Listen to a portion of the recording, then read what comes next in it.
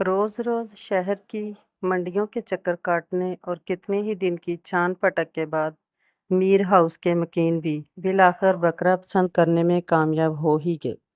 عثمان نے درجنوں بکروں کے ساتھ سیلفیاں لے ڈالیں، ان کی ویڈیوز بنا بنا کر گھر والوں کو دکھانے کے جتن کر لیے، مگر وہ تھے کہ کسی ایک کے لیے بھی راضی نہ ہوئے۔ یہ واحد بکرا تھا جسے دیکھتے ہی ہر کسی نے بخوشی اپنی رضامندی دے دی، اور یوں اتفاق رائے سے پسندیدگی کا تاج اس بکرے کے سر پر رکھ دیا گیا۔ سفید اور براؤن رنگ کی دھاریوں والا خوبصورت اور صحت مند سا بکرا جب گھر آیا تو شرماتا لجاتا پہلی نظر میں ہی سب کو بھا گیا۔ واہ کیا کمال بکرا ہے! دادا بھی عثمان کی پسند کی داد دیے بغیر نہ رہ پائے۔ آخر کو بکرے نے ان کی جانب سے کیے گئے تنقیدی معائنے کا کڑا امتحان امتیازی نمبروں سے جو پاس کر لیا تھا۔ 35 سے کوئی 4 کلو اوپر ہی ہوگا اس کا گوشت۔ نظروں ہی نظروں میں بکرے کو تولتے ہوئے ابو نے پیار سے اس کے جسم پر ہاتھ پھیر کر جو اپنی رائے دینا چاہی تو وہ شرما کر فوراً ہی کچھ یوں پیچھے ہٹ گیا کہ پاؤں میں بندھے گھنگرو بجتے ہی چلے گئے۔ دادا آپ دیکھ لیجئے گا، ان چند دنوں میں ہی اچھی خوراک کے ساتھ بہت ساری خاطر مدارت سے ہمارا بکرا اور بھی خوبصورت اور خاصا صحت مند ہو جائے گا انشاءاللہ۔ عثمان نے پر امید ہو کر گھر والوں کو بھی یقین دلایا تو جواباً انہوں نے بھی اس کی ہاں میں ہاں ملائی۔ ٹھیک 6 دن بعد عید کی نماز پڑھ کر مسجد سے باہر نکلتے ہی عثمان کا استقبال کسائیوں کے ایک غول نے کیا، جن میں سے منجھے ہوئے کسائی کا انتخاب اگرچہ بکرا خریدنے سے بھی زیادہ مشکل کام تھا، پھر بھی فوری طور پر سمجھ بوجھ سے کام لے کر ان میں سے شکل و صورت اور گفتگو میں نسبتاً معقول کسائی کو دیکھ کر پہلے تو اس سے بکرا کٹائی کے دام طے کیے، بعد ازاں اسے گھر لے آیا۔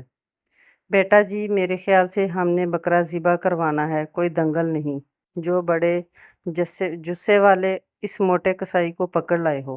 اس کا ڈیل ڈول دیکھ کر جو کسائی کم اور پہلوان زیادہ لگ رہا تھا، ابو نے گھبرا کر عثمان کو ایک طرف لے جا کر اپنے تحفظات کا اظہار کیا۔ نہیں ابو، یہ ایک ماہر کسائی ہے اور بتا رہا ہے کہ پھول نگر میں اپنی گوشت کی دکان ہے، آپ بالکل بے فکر ہو جائیں، میں دیکھ لوں گا اسے۔ ابو کا شانہ تھپ تھپا کر عثمان نے انہیں قائل کرنا چاہا، مگر وہ کسی طور پر مطمئن نہیں ہو پا رہے تھے۔ پھر بھی میرا خیال ہے تھوڑا انتظار کر لینے میں کوئی حرج نہیں، ہمارا کسائی بھی آتا ہی ہوگا۔ کیا یہ اچھا نہیں ابو کہ اس گرمی میں ہم لوگ صبح ہی صبح قربانی سے فارغ ہو جائیں گے؟ ہمارا کسائی نہ جانے کب آئے، پچھلی مرتبہ بھی تو صبح 8 بجے آنے کا کہہ کر 1 بجا دیا تھا، آپ کو تو یاد ہی ہوگا۔ اور یہاں ابھی اس کا دوسرا ساتھی بھی مدد کو پہنچ رہا ہے، 1.5-2 گھنٹوں میں یہ لوگ گوشت بنا کر ہمارے حوالے کر دیں گے۔ اچھا ٹھیک ہے، پھر جاؤ اور اللہ کا نام لے کر قربانی شروع کروا دو۔ عثمان کی یقین دہانی پر مجبوراً ابو کو بھی راضی ہونا پڑا۔ ان کی طرف سے ہاں کا اشارہ ملتے ہی وہ فوراً کسائی کو لے کر پچھلے صحن میں چلا گیا جہاں بکرا بندھا تھا۔ کسائی کے تکبیر پڑھنے کی دیر تھی کہ گھر بھر میں ہلچل مچ گئی۔ امی اور دادی تو اٹھ کر کچن میں چلی گئیں، جبکہ دادا لگے بے چینی سے صحن میں چکر کاٹنے اور ٹی وی دیکھتے ابو پر جابر سے۔ بہت اچھے عاطف میاں، عید کے دن تو اسے بخش دو، اٹھو اور جا کر کسائی کو دیکھو، دھیان رہے کہ وہ بوٹی زیادہ بڑی نہ بنانے پائے، اور ہاں چانپیں بالکل خراب نہیں ہونی چاہیے، ایک ایک بوٹی خود بتائے کہ وہ کسی ماہر کسائی کے ہاتھ سے نکلی ہے۔ انہیں باہر بھیج کر دادا خود کچھ دیر کو کمر سیدھی کرنے کے لیے لیٹ کے، آئے ہائے یہ کلیجی اندر کیوں لیے آ رہے ہو؟ کچن میں بیٹھی دادی نے ماتھا پیٹا۔ کیوں دادی، پکانی نہیں ہے کیا؟ کلیجی کی پرات اٹھائے عثمان پر حیرتوں کے پہاڑ ٹوٹے۔ نہیں بالکل نہیں، ایسا کرو اسے ابھی کے ابھی واپس لے کر کسائی سے اس کی چھوٹی چھوٹی بوٹیاں بنواؤ اور انہیں باقی گوشت میں ہی شامل کروا دینا، اس سے پہلے کہ تمہارے دادا دیکھ لیں۔ پوچھیں بھی تو بے شک کہہ دینا کسائی کو یاد نہیں رہا کلیجی علیحدہ کرنا، پتہ بھی ہے انہیں کہ یہ سب کھا کر ان کی طبیعت خراب ہو جاتی ہے۔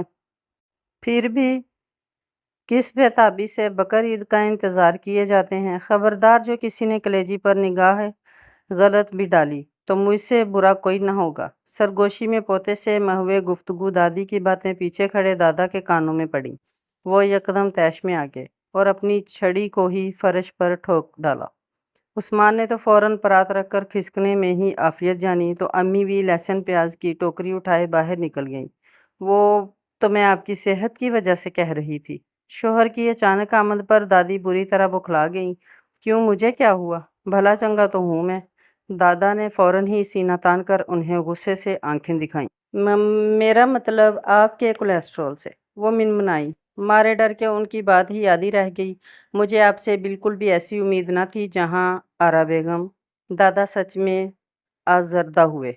आज अगर पूरे साल बाद कलेजी खाने का मौका मिला है तो वो भी आपसे बर्दाश्त नहीं। सारा साल जुबान पर रख कर नहीं देखी। ये कलेजी और नमकीन गोश्त तो वैसे भी ईद के ईद ही खाने को मिलते हैं। बकरीद पर गोश्त खा के अरमान नहीं निकालने तो फिर कब निकालने हैं? याद नहीं पिछले साल कैसे ईद के अगले रोज़ ही आपका ब्लड प्रेशर हाई हो गया था कि डॉक्टर को बुलाना पड़ा था। अपने अंदर हिम्मत जमा करके दादी ने उन्हें याद दिलाया। बहुत खूब। मेरी तबीयत तो आपको याद रही बेगम, और जो आपने ढेरों सालों से भरा खाना खिलाया था उससे तो अच्छा खासा सेहतमंद बंदा बीमार पड़ जाता। मैं तो फिर भी बूढ़ा हूँ। गुज़श्ता ईद पर होने वाली ख़राबी सेहत का मलबा भी दादा ने उनके सर पर ही डाल दिया।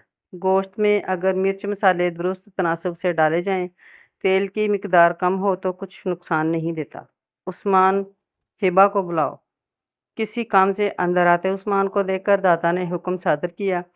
कलेजी आज वही बनाएगी। उस्मान बेचारे की एक टांग अंदर तो दूसरी गेट पर थी, जहां गोश्त के लिए लेने आने वालों की भीड़ थी, जो मुसलसल गेट बजा बजा कर उससे गोश्त का तकाजा किए जा रहे थे। सारी जिंदगी मेरे हाथ के पके खाने ही खाते आए हैं और आज लगे नुक्स निकालने। दादा की बातें गोया दादी के दिल पे जा लगी थी। भूल गए वो ज़माने जब आपके 20-20 दोस्तों की दावत का खाना अकेली मैं अनाड़ी ही बनाया करती थी। तब तो बड़े पुल बांधे जाते थे मेरी तारीफ़ों के। वो बाकायदा खफा हो चुकी थी। जी बिल्कुल, बहुत अच्छी तरह याद है। वो खिलकर हंस दिए। हमें तो ये भी याद है कि एक ज़माने में आप नमक की जगह चीनी और चीनी की जगह नमक भी तो डाल दिया करती थी। रूठी रूठी दादी को दादा मजीद भड़काने पर तुले हुए थे। ईद का दिन है, अब क्या कहूँ आपको? तंग नज़रों से इन्हें देखती उठकर चल दी, तो दादा भी मुस्कुराते हुए उनके पीछे हो लिए। वो ऊपर अपने कमरे में बैठी असवा के बाल बना रही थी, जब एक की जगह दो दो सीढ़ियां फलांगता उस्मान भागा चला आया। हिबा, अभी इसी वक्त मेरे साथ चलो, नीचे दादा बुला रहे हैं। वो आज तुम्हारे हाथ की पकी हुई कलेजी खाएंगे। तकरीबन हाँफते हुए अपनी बात कहकर वो रुका नहीं और असवा को उठाकर चल दिया, तो हिबा ने भी दुपट्टा उठाकर उसके पीछे ही दौड़ लगा दी। नीचे किचन में उसकी सास कलेजी की बोटियां धोकर छलनी में रख रही थी। उसे देखकर बोली, मैं असवा को देख लेती हूँ बेटा, तुम कलेजी बना लो। लहसुन प्याज सब छिला रखा है। जी अम्मी, मैं कर लेती हूँ, आप जाएं। सास को बाहर भेजकर वो जल्दी से प्याज फ्राई करने लगी। अभी कलेजी भून रही थी कि दादा चले आए। दरअसल वो भी अपनी तरफ से यही तसल्ली करने आए थे कि आया कलेजी हिबा ही बना रही है या कोई और। हिबा बेटा, मैं ये कहने आया था कि फेफड़े में नरखरे की हड्डी होती है ना, कुरकुरी वाली, वो ज़रूर डालना, बेहद लजीज बनती है। जी दादा, मैंने शुरू में ही डाल दी थी, गलने में थोड़ा टाइम जो लेती है। सादतमंदी से उन्हें जवाब देती हिबा तेज़ी से देगची में भी चमचा चलाती जा रही थी, मगर उसे ताकीद को आए दादा वहीं कुर्सी पर ही बराजमान हो चुके थे। इधर कसाई के पास बैठे अबू से मजीद बैठा ना गया, तो वो भी पानी पीने के बहाने किचन में आ मौजूद हुए और हिबा से कहने लगे, कलेजी भून कर आखिर में याद से गरम मसाले के साथ मेथी का छिड़काव। जी अबू, अच्छा याद दिलाया आपने। झट से कैबिनेट खोलकर मेथी का डिब्बा निकालती हिबा ने सुसर को जवाब दिया, जो इस दौरान स्टूल खींचकर दादा के बराबर ही बैठ गए थे। कलेजी बनने में टाइम ही कितना लगता है। तैयार कलेजी अब कुछ देर के लिए दम पे रख दी गई थी। बुजुर्गों के लिए तो चंद लम्हे भी दो भर हो गए। मेथी और गरम मसाले की होश रुबा खुशबू कसाई के पास गोश्त बनवाते उस्मान की नाक से जो टकराई, वो सब कुछ छोड़ छाड़ के किचन की तरफ लपका, जहाँ हिबा तैयार कलेजी प्लेट में निकाल रही थी। मजीद इंतज़ार महाल था, इसलिए प्लेट आगे आते ही दादा ने गरम गरम कलेजी उठाकर मुंह में रख ली और अपनी जुबान चला ली, मगर फिर भी बेख्तियार कह उठे, देखा, मैंने कहा था ना कि मसालों का जो तनासब हिबा बेटी को आता है, किसी और के बस की बात नहीं। जी अब्बा, बिल्कुल बजा फरमा रहे हैं आप। ऐसी उम्दा जायके वाली कलेजी बनाना भी किसी किसी को आता है। तो फिर क्या ख्याल है कि आज नमकीन गोश्त भी क्यों ना हिबा बेटी से ही पकवाया जाए? दादा के बाद अब्बू ने भी एक साथ 2 बोटियां खाते हुए न सिर्फ उनकी हाँ में हाँ मिलाई बल्कि मशवरा भी दे डाला। तुम यहाँ क्या कर रहे हो? पीछे खड़े उस्मान ने अभी अपना हाथ प्लेट की तरफ बढ़ाया ही था कि दादा ने उसे वहीं रोक दिया। जाओ मियाँ, पहले कसाई को तो फारग कराओ, फिर सुकून से बैठ के खाना, कहीं बागी नहीं जा रही कलेजी। दादा का हुक्म था। चारों नाचार वापस पलटा तो वहाँ सूरत हाल ही कुछ और थी। उसने फौरन अपनी आंखों को मसला कि शायद नज़र का धोखा हो, मगर ये सच था कि कसाई और गोश्त दोनों नदारिद। बाहर का अध खुला दरवाज़ा उसका मुंह चिढ़ा रहा था। वो तेजी से निकलकर पीछे गली में भागा। तंग होने की वजह यहाँ लोगों की आमदोरफ्त कम थी। दूर तक सुनसान गली थी। ओह मेरे खुदाया, ये क्या हो गया? उसने सर पीट लिया और भागता हुआ मेन गेट की तरफ आया, मगर कसाई यहाँ होता तो नजर आता। वो तो मौका हाथ आते ही अपने दूसरे साथी के साथ गोश्त मोटरसाइकिल पर लादकर कब का रफू चक्कर हो चुका था। उस्मान परेशानी के आलम में खड़ा था कि यकदम कोई उसे गले आ लगा। ईद मुबारक भाईजान, सीधा आपकी तरफ ही आ रहा हूँ। बड़े फ़ोन आ रहे थे मेरे वाकिफ़कारों के, पर मैंने कहा पहले जिनको ज़ुबान दी है उनका बकरा ही हलाल होगा, फिर किसी और का। ये उनका पुराना कसाई था जो उसके सामने था।